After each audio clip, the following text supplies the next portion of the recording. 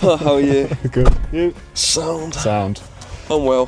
Got your mic on already because we have met each other before. No, we haven't. I thought, take the Q&A on the road, as we did 3 weeks ago, I think it was. Yeah. And we filmed our journey to the office, which was good fun, by the way, wasn't it? So today, I thought we'd go to Villa Park and we'd sit outside in the cold. Well, it's not cold, but it's getting colder, isn't it? Getting cold, yeah. We're just about to leave Kiddie, get to Villa Park, have a chat. Been a while since we've done a Q&A, hasn't it?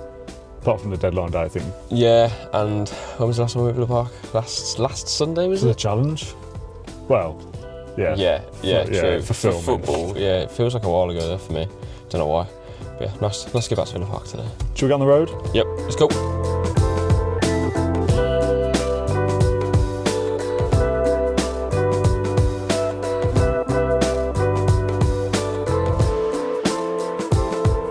Right, John, we're at Aston Hall. The sun is in our eyes. It's a lovely, glorious day. Lovely backdrop behind us.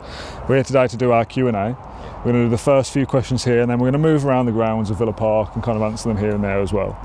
First question comes from Ross, who says, will John still be able to find time to be Villa's full-time reporter once he's fully established his cult of 27? Which is a reference to our challenge video, if anyone missed that. That was waffle, by the way. No, it's not. It is. It's not. No, it is. Because as we saw yesterday. But you could find, I know. You know what it is? I don't think that's true. I think this is, I know what you're about to show me. Max Stokes put a screenshot of a photo of him in Spain, or wherever he is, of a number 27. Number 27. It's not. Yeah. Yeah, I know if you focus on a number, you can maybe find one. But it's a bit honestly, like when you say 27 is everywhere. If you say, I ain't seen a yellow car for ages, all of a sudden you'll start seeing them. Yeah, but 27, that's one in. Wow, infinite numbers. Like that's 1 in 100. It's 1 in 30, yeah. It's No. also a bit like, I've got a Nissan Qashqai, right? You don't really pay attention to them when you don't own one. 27. When you change your car, you go, oh, there's a Qashqai. It's the most. It's not the most common number. It's the most common double-digit number that's about. No. I genuinely believe it. Yeah. Nah, it's a load of rubbish. Go and watch that challenge video if you haven't, by the way. That will make so much more sense. I might even have to put a clip in because it's just absolute nonsense. From the Groover next. Yeah. Do you think the uncertainty around transfers was the reason for our first 3 games feeling flat and lacking energy? Can Emery settle the unsettled and get them up to go up a gear again this season? Now, I think this is the most kind of common theory to our start, and it will be disproven if the start carries on and we're still poor in the next few games. But it makes sense, doesn't it? I think there's multiple factors. What I would say is the financial rules, I do think have taken a... It shouldn't be, though, should it? I think it's understandable that there's been a drop-off. I'm not excusing the fact that we couldn't beat Brentford, because UEFA have stripped us back a bit. But I don't think anyone can deny that's an extremely difficult thing to deal with, and it really has hamstrung us to a point where, as we reported at the time, when Jacob Ramsey left for £40 million, the assumption was, well, that's pure profit, fantastic. Let's go. We can spend our way now. And as we said at the time, actually, no, Villa are very restricted still. And as we saw, what do they spend? Well, they got a free transfer, 2 loans, and obliged to pay for Harvey Elliott in the future. So I do genuinely think that inside the club, the players as well, like they know that they need help and they want to see and want to play with better players. I do think it's uncomfortable for some of them. I think Conser's quotes were interesting though in a newspaper interview before the international break. And it's kind of whether you believe his quotes to be true or not. I guess that he kind of said wasn't aware of what was going on really at deadline day, doesn't really understand the rules, checked Twitter and we'd signed Harvey Elliott. So it's like, do you believe that, or do you believe the side that the players were concerned and downbeat about? Do you know what I mean? Because he's kind of saying there like, oh, didn't really know what was going on. Yeah, but that's because there's no excitement with it. Like the players aren't thinking, which 4 players costing... Why have we sat here, by the way? It's very uncomfortable. Which for you it is, apparently. Which 4 players costing £100 million are coming through the door next week or this month? It's not that at all. It's, are Villa going to be able to bring in any players to supplement us? I do think that is taken. They'd have those conversations from other players. Yeah, of course, and can't get away from it. Watkins, Rodgers, Tielemans, Kamara, a lot of players also had lots of interest this summer too, and they'll be thinking, and as it's transpired, they're happy to stay. However, obviously they want to be playing with better players. They want to see that Villa are improving too, and like Emi Martinez, I'm certain that a big part of his decision of why he wanted to leave, obviously didn't get the move, but why he wanted to leave was that he explained this in another video, that he can't see Villa achieving the ambition that he wants them to, and that's not Villa's fault. He understands that, but if he's 33 now, he wants to be competing for the major honours. Is he looking at Villa thinking that, well, with a couple of loans and a free transfer, we're going to get there? Yeah. Or is it going to be another club who can spend what they like because of their revenues? But again, the difference here is Unai Emery. I still think Villa will be able to compete for Europe this season in the league and in the Europa League again, as we've said before. I don't think there is an excuse. We still have to we have to go far in that competition. I think, you need to win it. Villa still have a strong enough squad to do that compared to other teams as well. But it's just, obviously crying shame that we can't improve as we'd like. But at the same time, I do understand. Like, a lot of people will say, well, get on with it. Like, you're paid professionals. That's what I said on the post-match. which is absolutely true.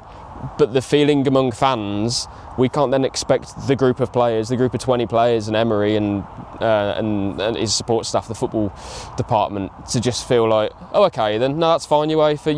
You can let other teams spend, but we won't do anything, and we'll take all the flack from the supporters, and we'll take all of that abuse. And you can judge Villa's business in isolation in terms of, well, was Onana worth 50 million quid? Him and Maatsen, 88 or so £1 million, and they're not actually starters, and you can look elsewhere. But the facts are that we just can't spend the money that we want to achieve what we can, and that's the deep frustration. And I just feel like that has seeped into the start of the season. But again, now that we've got a chance to restart it, essentially, can we just kind of crack on from here? It's been a terrible start, no one's under any illusion about that, but I do see reasons to why it's been flat, put it that way. I thought it was in the mailbag, but it wasn't. It must have been on social media. The kind of frustration comes with the rules, and I don't want to go into it again because we've done it a million times, but we have spent money. You just said there, Onana and Maatsen, 80 odd million. Yeah. Like, we've spent money and we spent it wrongly or at the wrong time or whatever, and we're kind of playing catch up. It's not that it's bad recruitment, so F you, Villa, you made your own bed, you go and lie in it. Højlund has just gone to Napoli. Like, other clubs get to make mistakes and just wash their hands of it, and no one cares. If Villa make a transfer mistake, and whether you think Onana is one or not, as an example, he's Villa's record signing. He's not starting many games. He's had injury problems. Therefore, mistake, right? If you're Man United, Man City, Arsenal, Chelsea, Liverpool, Tottenham, whoever, oh well, we'll just buy someone else and we'll ship them off on loan, and they'll be worth 10 million in 3 years' time. We'll pay loads of wages, but no one really cares. If you're Villa or Newcastle or a club that is beneath that, you don't get to kind of rectify that mistake by another transfer. You just have to kind of deal with it, and then you can't spend to rectify that mistake. That's where the annoyance comes from. Yeah, and it's something that's kind of levelled at Villa all the time. And you'd also add that when Villa brought in loanees, Rashford, Asensio and Disasi, it's now a thing of, well, why did they pay those big wages? To get to the quarter-final of the Champions League. Well, we wouldn't have got into Europe without those. To get into Europe and come so close, a referee mistake essentially, away from returning to the Champions League. Yeah, that was a gamble that should have paid off. Really. Again, I do think a lot of outsiders view Villa as, well, they've put themselves in the trouble, they've spent the money, they've made the mistakes. Fine, but you don't get to fix them. And again, because we're being so tightly managed financially, these mistakes, are they really mistakes? Yeah, well, yeah. We've got Amadou Onana, a profile at the elite level, which I think very few teams have, and that would probably love. He needs to stay fit, and there's obviously improvements that can be made to his game. But you're talking £50 million. Amari Hutchinson's 40. These aren't insane deals, are they? That are kind of blowing teams out of the water, and then we're left with a player who's 32 on massive wages. That isn't the case anymore. In fact, we've got rid of Dendoncker, Carlos, Moreno. Did a job at the start and helped us get into Europe first.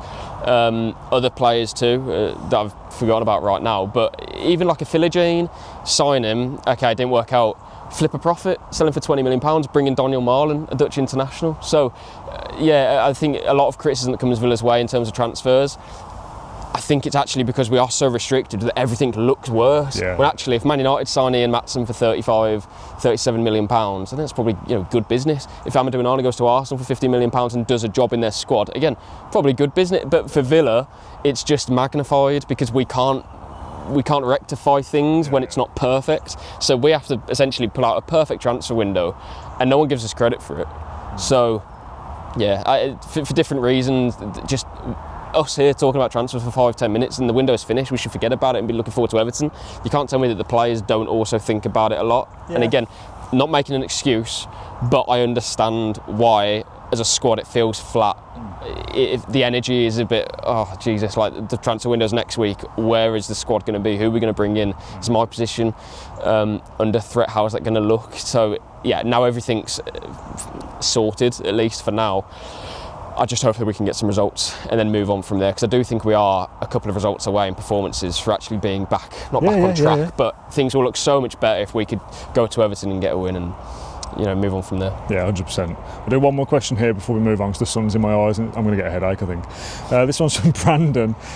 He says, from the US, love the show, long-time listener, relatively new Villa fan. Thank you, Brandon, for tuning in. Unai Emery says he won't punish players for making mistakes as long as they learn from it. Given our need to evolve, I keep getting excited at the idea of trying to play with 3 at the back. It's back, everybody. But we never seem to attempt to stick to it beyond an attempt or two during pre-season. Wouldn't it be better for Villa to flail through some games in that formation until we get better and better at it, rather than sticking with the same old defensive structure? How will we ever surprise anyone if we stick with this style of play and do not evolve? Now, I think it's really interesting. 3 at the back just doesn't seem to be the solution for me. We've got 3 first choice centre backs really in Konsa, Mings and Torres. Obviously you've got Lindelof there to help, but you want him to be a bit part really, so not one you can rely on. So if you're committed to those 3 and one gets injured, you then are relying on Lindelof more than you would like to, I guess would be the theory.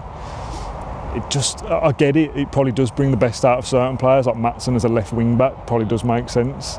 Kamara and Tielemans sit in and they can kind of help build at the back, and maybe Torres moves out. I kind of understand it, but I just don't see it. Well, I'd argue that we do play 3 at the back in possession anyway. Yeah, in a different way, yeah. And from a defensive point of view, sometimes you will have a player making a 5. I think really the question is, would you play 3 centre-backs? So, Konsa, Mings, Torres. That sounds fine. What happens when they get an injury though? We're then left with Lindelof and Bogard, which again, okay, that's manageable. But if it's Mings or Torres, I'm not sure. I understand the premise of it, but I would argue again that when we are in possession, you would see a Kamara drop back to have a 3 as a base, and then I think after that, I'm happy with that. What happens after then is more of a kind of from an attacking tactical point of view. How do Villa break teams down? But we always seem to have control when we have that screen essentially of Kamara, Konsa and either Mings or Torres, and I'm happy for that. You have your full-backs, you have obviously your right back in Matty Cash, and then your wing back in Luca Dean or Ian Maatsen, and then you will have Tielemans. McGinn would drop into a double pivot usually if you're playing that position, and that's why I think McGinn gets the nod ahead of some other attackers a lot of the time, because if you have got, let's say, I don't know, off the top of my head, Sancho, Gesson and Rodgers behind Watkins, which one of those players would drop into a double pivot to allow Kamara to play the back 3? Yeah. Do you know what I mean? So that would then mean, well, maybe you do set up as a 5 at the back or with wing backs in that sort of system from the get-go, but I'm not totally sure that would be the answer. What I would say is that, yeah, again, as we just said, we look stale, we look predictable, we need something more, and this is why, if it's not coming from a tactical point of view, you just need players who are going to take on a man and beat them. I'm not sure that is exactly what Sancho and Harvey Elliott are. They're very creative players, but I don't think they're going to frighten a defence or a low block. Yeah. There's certainly more quality there to work with, and again, if you're losing to Brentford, who do you want to bring off the bench? Buendia, Elliott or Sancho? I think most people would say certainly that the latter 2 would certainly help. Yeah. Whether you think that they're better than Buendia or not, I think maybe Sancho, he'll have to do some convincing. I certainly think though Harvey Elliott is definitely a player who can, you can plug him into the team, be it in the middle or on the right, and he'd certainly add a lot of quality to the team moving forward. A player who really hasn't played that much in Liverpool simply because their quality is outrageous. So I think that could be a good piece of business. And quickly on Sancho as well, similar to Rashford, he has a point to prove. Where does he go after this if it doesn't work? So again, ball's in his court. Emery will give him the tools and everything he needs to play well. Hopefully if he can get some confidence in him, we know there's a play there. So one that I'm quietly excited to see, but maybe I'm just getting my hopes up. I am listening, by the way, but I'm staring off into the distance, watching squirrels run up and down trees, which is it's just lovely to be here. Yeah. Should we move somewhere else and sit a bit further apart next time? Yeah, sure. Let's go. Next question comes from Ben, who said, "As bad as it's been, I do think with the new signings and Emery knowing his squad now, we will start to pick up in form. 1-0 against Everton, Harvey Elliott winner," says Ben. Bit of positivity, John. Why not? Let's embrace it, shall we? First dose of positivity we've had for a while. If we don't pick up from here, we're going down. So we have to pick up. I'm not having that. It's we have to, don't we? We can't, it can't continue, can it? It can. Surely not. No, I think with the new signings coming in, obviously you have you feel more positive. There's more positive outlook. But what I would say is that the window's now closed, so we can't lose anyone else. I think obviously there was speculation over a few players. We can talk about Martinez kind of separately, I suppose, but it does feel like now the season is going to start for Villa, and it really does have to, because what I've seen so far hasn't been anywhere good enough. No.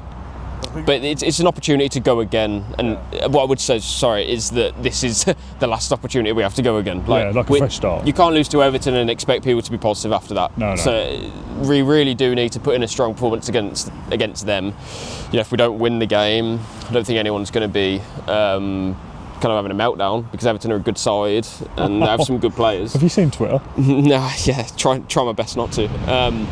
But then after Sunderland, Bologna, Fulham, those games really are games you need to be winning those. I think all three of them, to be honest. Yeah, I think because of the start we've had, it's easy to fall into, well, Everton have started really well. Yeah.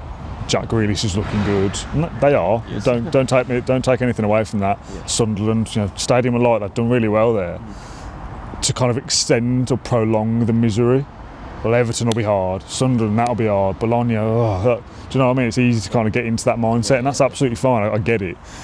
But it goes too far the other way for me of, well, we won't beat Everton then because they've started well. We can't change it then. You have to. You've got to go out there and win. You've got to go and put in some kind of performance. You've got to go to Sunderland and win, I think. Then you've got Fulham at home, which you'd want to win. Bologna, you want to win as well. Like you've got to go into those period of games thinking we've got to win, and we should win every one if we play well. The problem so far has been, and I completely get it, we haven't played well so far this season. We didn't end the season well, and it's easy for that to kind of keep going. But something's got to change at some point. Yeah, and you would kind of add to that Villa's fixture list, I think, has and is still quite kind. It's not like we're playing at Anfield next. It's the Hill Dickinson Stadium, which is obviously new. It's I watched the Brighton game. Everton played Brighton, and that could have gone either way, to be honest. So again, it's not a situation that we're going to a side who they're not some immovable object, man to man are better than not at all. It's going to be a tough game, and it's tougher because, as you said, of our form. I think these running games that we've got coming up, you'd look at them and think, well, we can win those if we had performed better and, more importantly, got more points than the one that we have so far. So it's going to be a very interesting few weeks, but you would say that the break, I think, came at a very good time for Villa. We needed that, and part of you thought, well, actually, after the Palace game and after we brought in a few new players, okay, I'm kind of looking forward to this Everton game now. Yeah. But at the same time, I think everyone needed that break, that chance to kind of settle down a little bit. Players included, Emery too. A lot of players over the international break, Morgan Rogers, Ezri Konsa, and I'm sure this is what the other players will be thinking as well, but there's no panic. They're very relaxed about the situation. Emery as well, after the match against Palace, having sat down with him many times over the last 2 years in press conferences, when he's very irate and when he's agitated and frustrated. He was clearly those things to a point against or after Palace. But after almost every answer he gave, it was, but I think we'll be fine. Like, I'm confident that after the break we'll be in a good position and we'll be okay to continue. So I just do think there was a lot of distraction before now. Won't get into all of them, but we can kind of start fresh. The only thing I would say is that we do need Martinez to come back with an open mind, a fresh mind, with focus on what we're doing this season. He's got no choice, has he? At least till January. Yeah, But even that, you think, well, forget that you're here for this season. You know, you're here to win the trophy that you said that you wanted to lift as a Villa player before you left, and obviously it came. I mean, he's actually got the chance. I know we're going off topic a bit here, but he's actually got the chance to kind of save his legacy now. Because if he'd have gone on deadline day, he would have absolutely tarnished it for me. He's been a great player. That mural that we walked past before, you'd be painting over that, forget about it. Like, the way he's left has ruined it.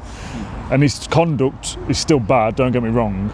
But if this season does end with the promise basically he gave of, I want to win silverware, if we win the Europa League and Martinez helps us do that, then leaves, he's kind of saved his legacy a little bit. This is a piece that I put out, like, it's a mistake that you know, was pushing hard for Man United. You know, you've got what you got here. You don't need to go.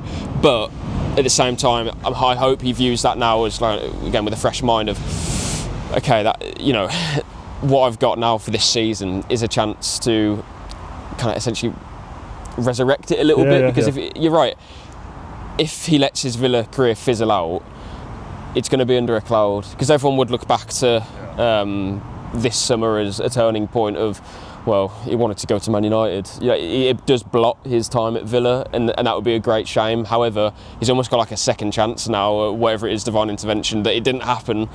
Now, if he was to win that trophy, forget about it, and people will still say, "Oh, you know, forget about it." Yeah, people will still have some anger towards that situation. But goodness, if Villa were to win a trophy and Martinez is there lifting it, no one can tell me that they're thinking back to deadline day. Okay, you can now leave. You've kind of you go with our blessing rather than frustration. Yeah, and you know what? I can picture those things happening, and hopefully that does come true.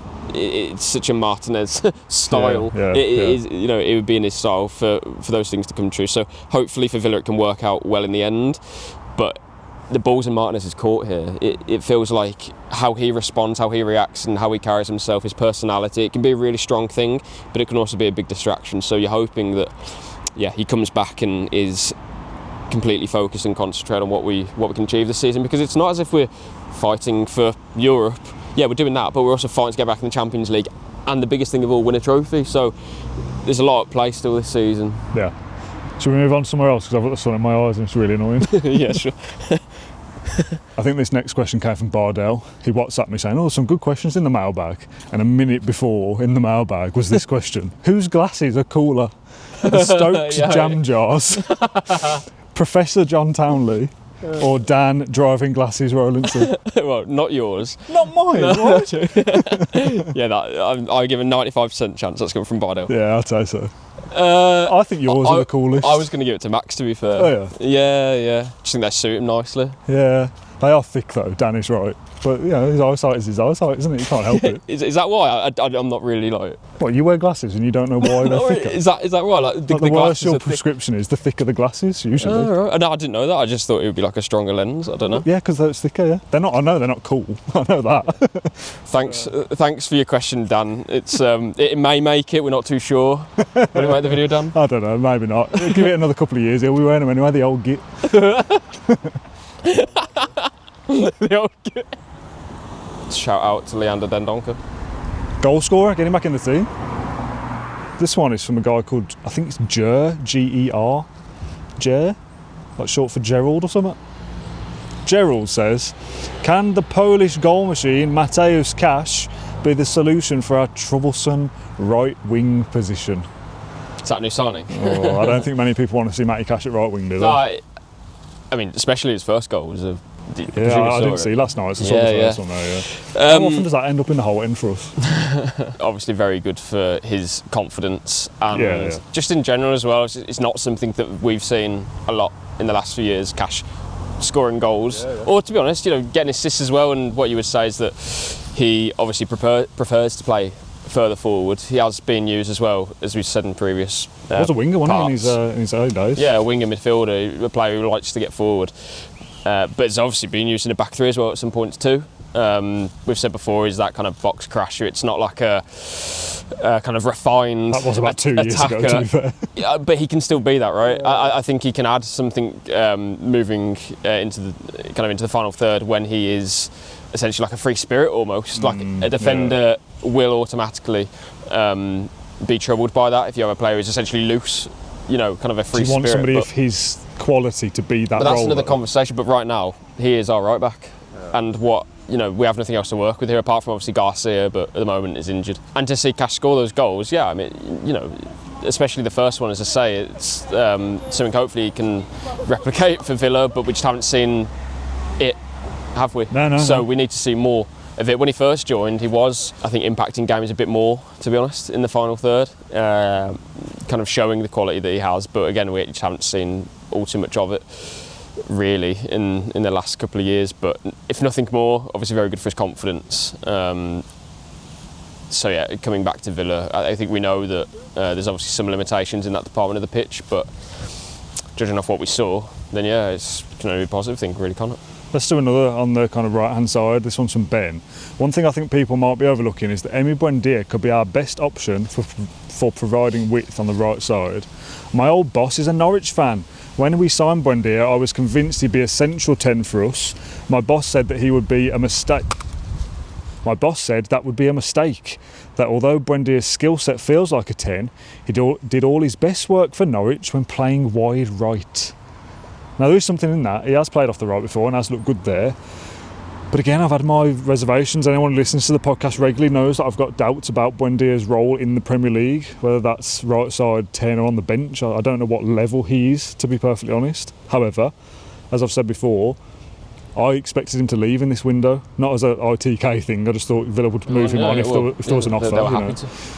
But he's still here, so I'll support him as long as he's here. And he does run around a bit and he works hard and looks like he wants to fight. But I don't know whether that's enough. I think you can ask two questions. One is, what's Buendia's best position? For me, it is as a 10, to be honest. I think so. But then secondly, does he feature in Villa's best 11? And I think that's no. Villa have obviously assessed the situation. Do we loan him to Stuttgart? Do we do that? Or do we keep him around the place? Because we have so many. We could play 50, plus 50 games again this season, and would rather have him as a body to help take the load off some other players. And I think that is going to be his role in this team. Don't get me wrong, he came off the bench against Palace and did well.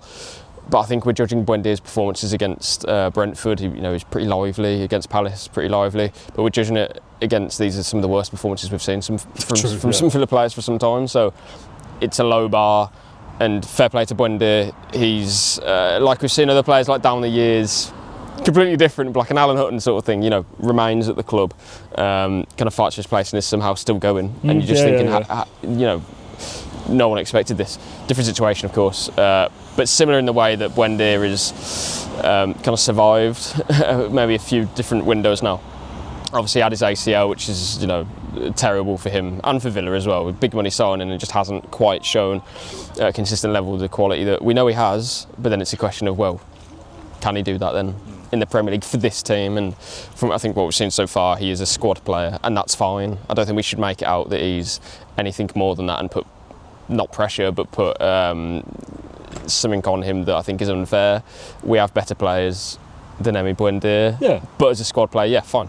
Yeah, there'll be games, you need that. There'll be games in the Europa League where Villa are either already qualified for the last 8 or whatever, and then Buendia will play and start in some of those games to give a rest to better players in Rodgers, Gesson, Marlon, whoever. I think there's, we're going to do it in a squad depth video, so I'm not going to go into it, but if you're building that 3 behind Watkins, I think there's 5 players before I even get to Buendia. Yeah, and that's okay, because on some day you're going to have 2 players that are injured, another one with suspension. When the going gets tough in December and January, you're going to need those players to come on and make an impact. And to be fair, Buendia has done that. He's doing, I think, what he's been asked to do, or what he will be asked to do. I think he's showing that he can do that. We just can't expect the world from him. Actually, mate, while we're here, opposite the Black Sabbath mural, do you want to show that off and give a plug to the challenge video? Because that had murals in, didn't it? Yeah, we did have tenuous enough. We had murals in there. I was outside the Emi Martinez mural, which, controversial. You know what? I did actually, before the Palace game, when everything was going down on Man United's pursuit of Martinez, obviously they decided not to go for him in the end. But I did check out the mural before the match just to see if anyone had tampered with it. Thankfully, that didn't happen. As we say in this podcast, though, I just feel like, what's happened's happened. I just hope that Emi can crack on now and knuckle down. But now it's a really good video with Max. The challenge set by Mr. Rolinson here won't ruin anything, but go and watch it. Yeah, a grand ending, you would say, right? a sprint finish, even, you could say. Well, literally, it was that. So, yeah, should we check do it that again out. sometime? It was, yeah, no, definitely. I think it's unfinished business, probably for Max. I'm happy to take a 1-0 and move on. Yeah, I'll take a 1-0 in any. What are you saying? In any What is man waffling about again? in any spectrum of human endeavour. I'm off the curb, that's why John is now taller than me. I'll let you have this one, John. Matt says, what happened to the no excuses culture Emery set? The tone of various comments seem fatalistic. Nobody put a gun to our head and told us to spend 150 million last summer without any of those signings being in our first 11. If we don't stop feeling sorry for ourselves, it's going to be a tough old season. To be fair, we've touched on this throughout the episode, haven't we? We had a chat by Aston Hall about transfers, but I do see that side of like, we can't just kind of mope around here, we do have to get on with it at some point. This feels like a restart.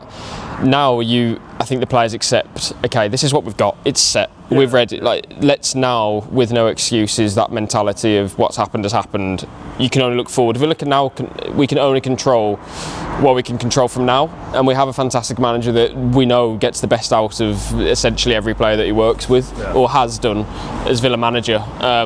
Yes, the question's right, we haven't had many players come into the starting 11, but there's been reasons for that as well. I just think from now on we can't be talking about these excuses anymore, and I think a lot of viewers of the podcast will probably be kind of tearing their hair out thinking, can we stop talking about PSR and UEFA rules? And I think we're with you on that. It's we have stop asking us questions about it. But you also have to clarify certain things, like, oh, why have we been so flat? We can't ignore that situation.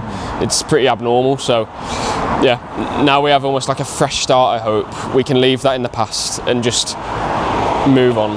We're by that 82 mural, by the way. I don't know whether you can see it. It's just over there. That was the end point of our challenge video. Please go and watch that. If there's people who only listen to the podcast and maybe will have missed that because it was YouTube only, it's well worth kind of 20 minutes of your time. It's good fun.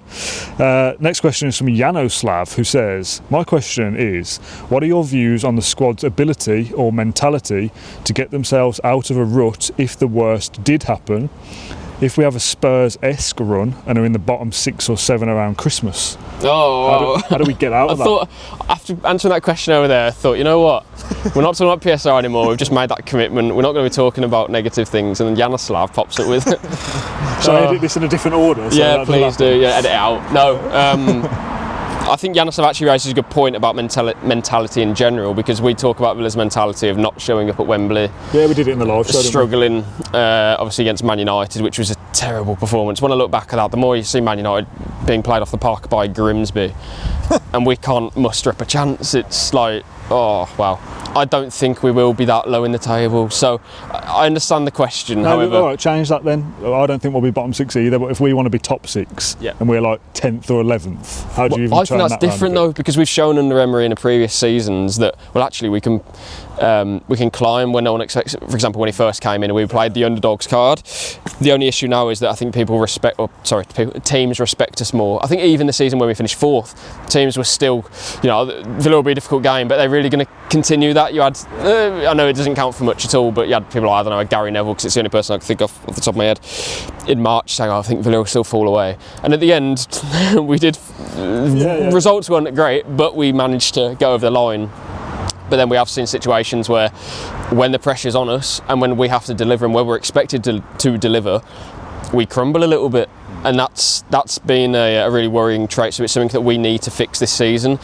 Like in the Europa League, I've said all along, if we don't win that competition, I deem that as failure, because that is your target. And if you don't reach that target of winning the trophy, you've failed on that objective, right? Yeah. But already that puts pressure on a team who, again, have shown that when the pressure is on and when you are expected to do something, it's not always the case, or they don't always deliver on that. And one part you say, well, it's fantastic that they're just in that situation, but then it's getting over the line. That doesn't fly much every anymore, successful team with that manager, with that calibre of players, because it's a very strong group of players, but we just haven't been able to cross the line. Same as the Arsenal thing to an extent, like, they want to win the league. Yeah, there's only so many times you can be second where you go, we're still having a good time though. Like, you've got to do it. The Champions League, getting to round of 16, that's a superb achievement that I think. Quarter-final, it's a superb achievement which many Villa fans don't think expected, apart from Bardell saying we're going to win the thing. I think it was semi-final. Semi-final.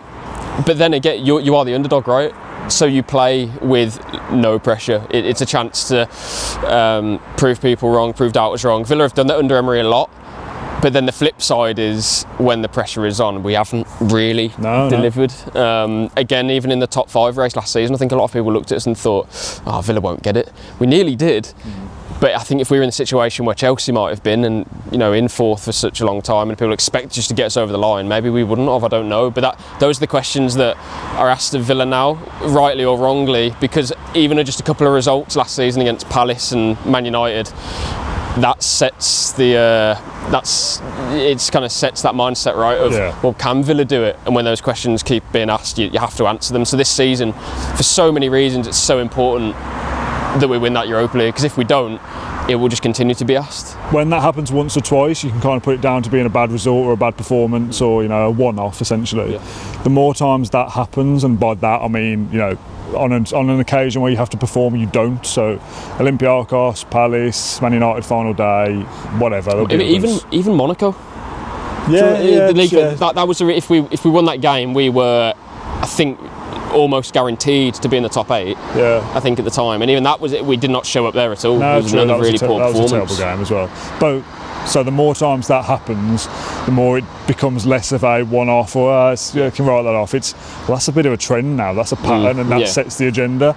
And I think it's very easy for us or pundits or whoever to fall into that, what could be attributed to be a lazy narrative. If they're in a big game, well, they've crumbled before. It doesn't always work like that. But if Villa get into another big game this season, which obviously we all hope they do, right? We have to be in a big game at some point. What if it happens again? Then it will be a thing of like, this is what Villa are now. That's the point. I feel like we're kind of on that precipice of, well, there's evidence to suggest that Villa aren't big game players. But that can change with one big game. Exactly. But if it doesn't, and we are knocked out in the quarterfinals, semi-finals of the Europa League, then I think that is almost valid then. But again, you always have to kind of add context and flip it of everything that we've spoken about. There are teams that can blow us out of the water, and we compete, I think, above our level a lot of the times. We squeeze everything that we possibly can out of an Ollie Watkins and other players, and Emery's done a marvellous job to do that, as have the players to apply themselves and buy into what he's wanted. So no one's suggesting that that's... we don't take that for granted.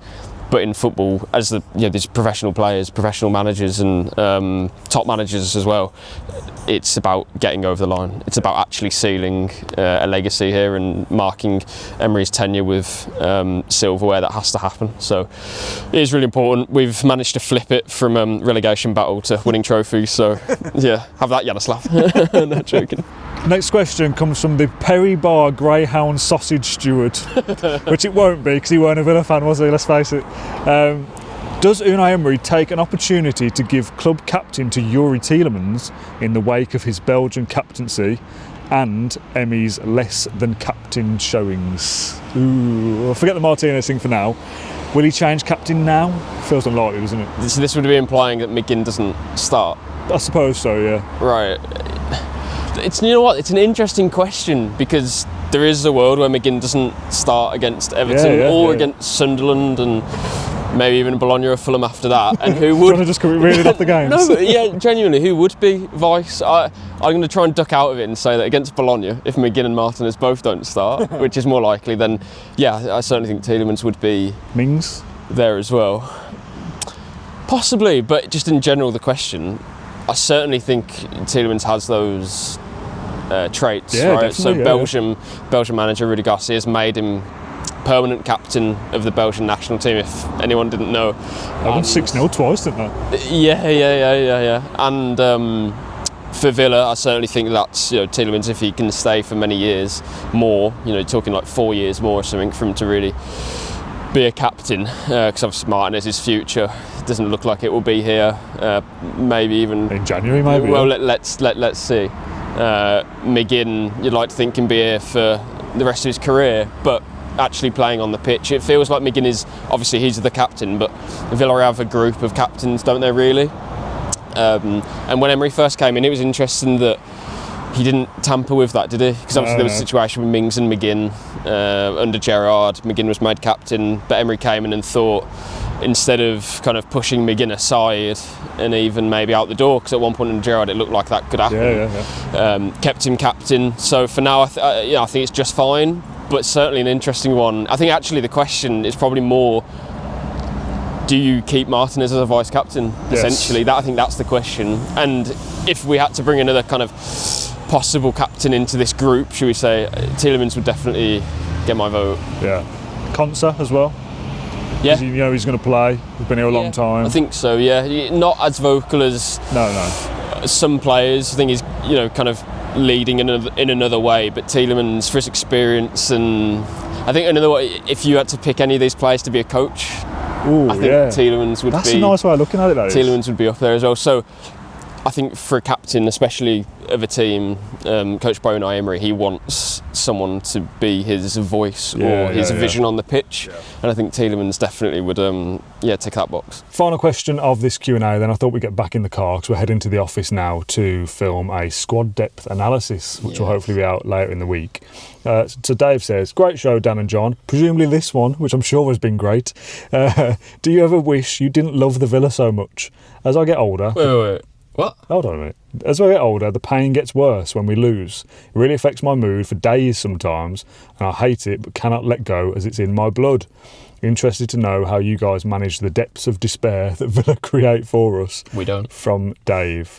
We've definitely spoken about this before, I think, and I certainly have, and I spoke about it recently, in fact, about the podcast allows me to kind of park it. Now, obviously not everyone can do that, but firstly, and this sounds like stupid advice, speak to somebody about the game if you can. It is that deep sometimes. Do you know what I mean, though? Like, I feel once I've spoken to Matt or Rob or Matt Lynch or whoever it is, if I'm frustrated about a game, if I talk through it for an hour, as soon as I've finished that and I've uploaded it and done the work bits, it's like, right, that game's done now and I'm kind of over it. Yeah. And not over it in the sense that results don't hurt. Like Man United last day, it still annoys me, of course it does.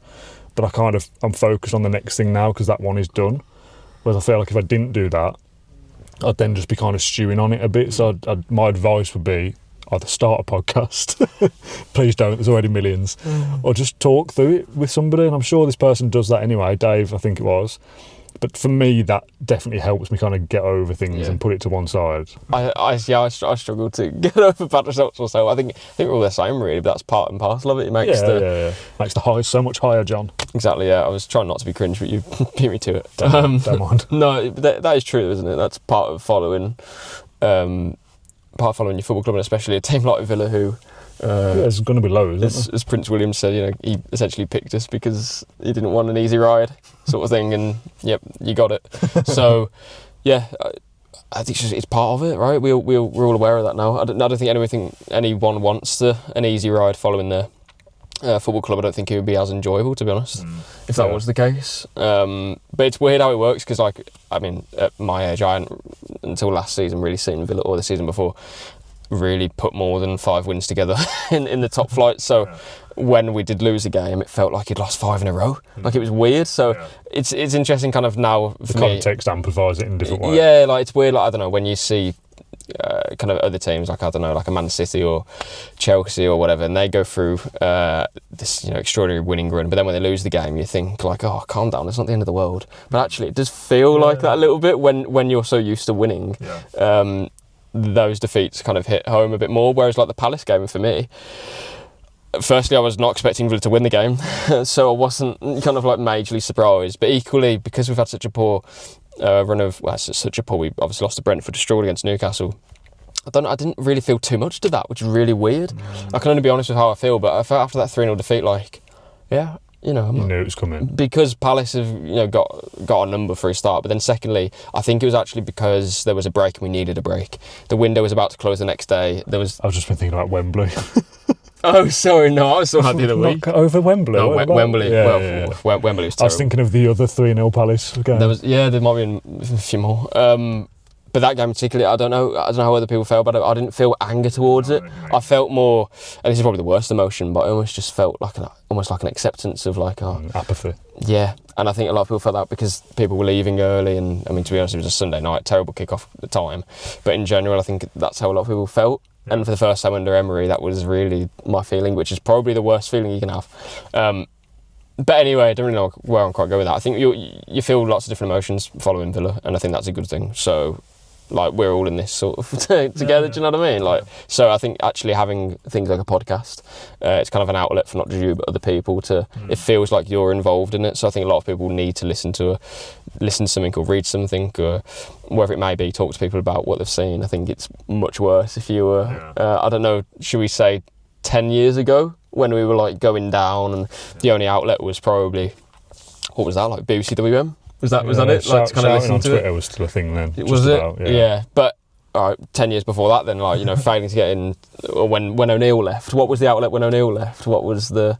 Probably would be like phone-ins and forums. Like forums, yeah. And that, imagine that now. Okay, let's wrap up this Q&A then, because I'm getting bloody boiling in here without some kind of window open or aircon on. So let's get on the move. Yeah, good one. I enjoyed that. Some good questions in there. Thank you very much for sending them in. We appreciate them as always. Yeah. All of those came from the Olof mailbag, so thanks for getting involved with that concept.